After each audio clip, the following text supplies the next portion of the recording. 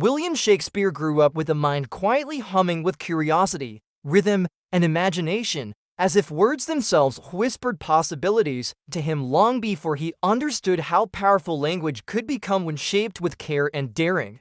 He was born in 1564 in the small English town of Stratford-upon-Avon, a place of narrow streets, wooden houses, and river mist where ordinary life unfolded slowly and stories often traveled faster than facts. Shakespeare's family lived a modest life, surrounded by merchants, craftsmen, and townsfolk, which allowed young William to observe human behavior closely, noticing ambition, jealousy, humor, kindness, and foolishness in everyday moments.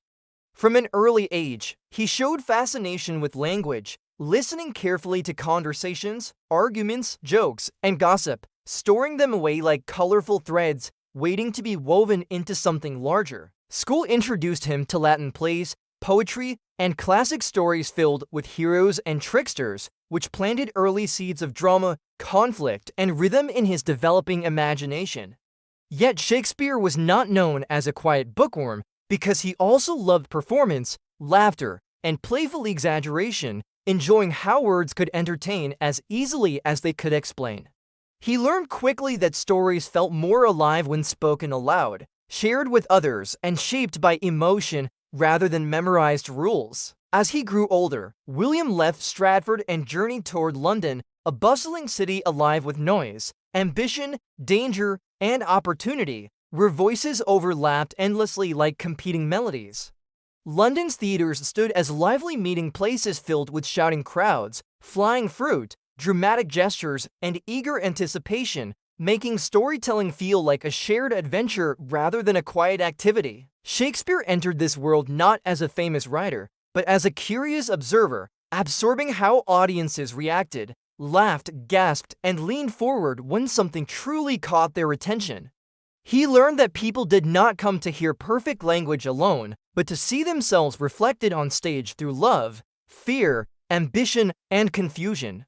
Writing for the theater demanded speed, flexibility, and imagination because plays had to entertain everyone, from wealthy nobles to tired workers seeking laughter after long days. Shakespeare adapted quickly, crafting stories filled with sword fights, secret disguises, mistaken identities, and clever wordplay that kept crowds engaged and excited. Yet beneath the excitement, his writing carried deeper layers, quietly exploring human thoughts and emotions that felt familiar even centuries later. He wrote about kings and clowns with equal care, believing that every person carried complexity worth exploring. Language became his playground, as he invented new words, twisted familiar phrases, and stretched sentences into rhythms that danced, surprised, and lingered in the mind. Shakespeare understood that words could paint pictures, create tension, and reveal hidden thoughts without needing elaborate scenery. Comedy and tragedy lived side by side in his work, often blending together just as they do in real life. He created characters who argued with themselves, made mistakes, learned slowly, and sometimes refused to learn at all. Audiences recognized these characters because they felt honest rather than perfect. Shakespeare wrote quickly and constantly, responding to demand, inspiration, and competition from other playwrights who crowded the city. Rather than repeating himself, he experimented with structure, tone, and theme, exploring love one moment and betrayal the next. His plays reflected a world full of change, uncertainty, humor, and contradiction. Children laughed at silly misunderstandings, while adults listened closely to deeper questions hidden beneath playful scenes.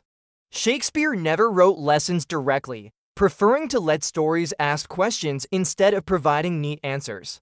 He believed that curiosity made audiences stronger thinkers than instruction ever could. The theater became a mirror where people could safely examine their own choices and emotions.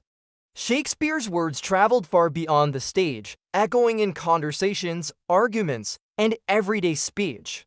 Despite growing success, his life remained grounded in work, deadlines, and constant creative effort. Writing was not a moment of inspiration alone, but a disciplined practice daily.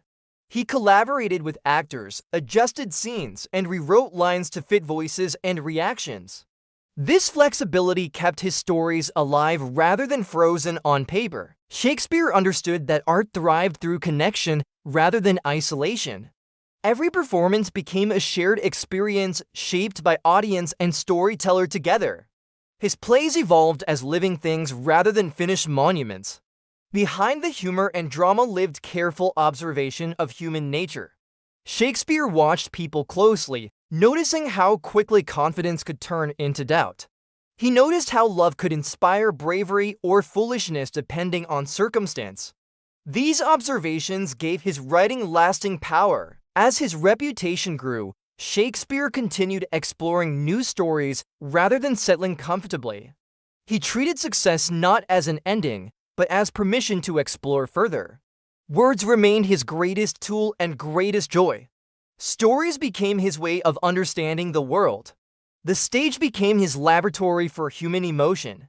By the end of this chapter of his life, William Shakespeare had already begun reshaping how stories could sound, feel, and move, even though his greatest works were still waiting patiently ahead. As Shakespeare matured as a writer, his stories deepened in complexity because he became increasingly fascinated by how power, love, jealousy, and fear could twist even the most confident people into unexpected shapes. He wrote kings who doubted themselves, heroes who hesitated, and villains who believed wholeheartedly that they were right, revealing that human behavior rarely followed simple paths.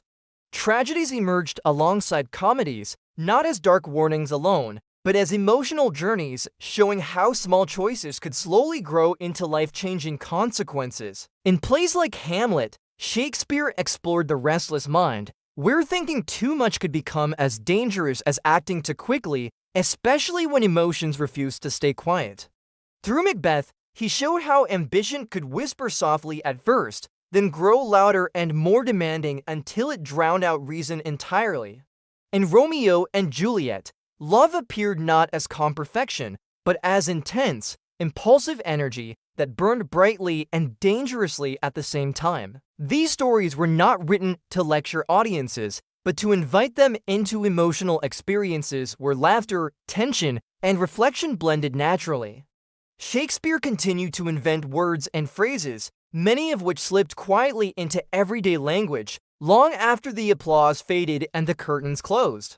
Expressions people still use today once appeared first on his stage, shaped by rhythm, emotion, and playful imagination. Despite his growing fame, Shakespeare remained deeply connected to practical theater life, constantly adjusting scripts to fit actors, stages, and unpredictable audiences. He understood that storytelling worked best when it stayed flexible rather than perfect. As years passed, his plays became richer in structure, weaving multiple storylines together like threads in a tapestry. Comedy and tragedy often existed side by side, reminding viewers that life rarely fits into neat categories. Shakespeare respected his audience's intelligence, trusting them to follow complex emotions and layered meaning. Even young viewers could enjoy the action and humor, while older audiences found deeper questions waiting beneath the surface. Theater remained a place of shared imagination, where stories lived only as long as people gathered to hear them. Shakespeare eventually returned to Stratford, stepping away from the constant noise of London while his words continued traveling farther than he ever could. When he died in 1616, he left behind plays and poems that refused to fade quietly into history. Over time, his work crossed borders, languages, and centuries, finding new life in classrooms, stages, and conversations around the world. Actors discovered endless ways to interpret his characters, proving that great stories never belong to only one voice. Students learned that language could be playful, powerful, and emotional all at once. Children discovered that stories written long ago could still feel exciting, funny, and meaningful today. Shakespeare's plays survived because they spoke honestly about human feelings that never truly change. Fear, hope, love, confusion, and courage continued appearing in new generations just as they had on his stage. His work taught that words could build entire worlds when chosen carefully and spoken boldly. He showed that imagination grows stronger when paired with discipline and observation. Shakespeare never claimed to have all the answers, but he asked questions that remained worth asking.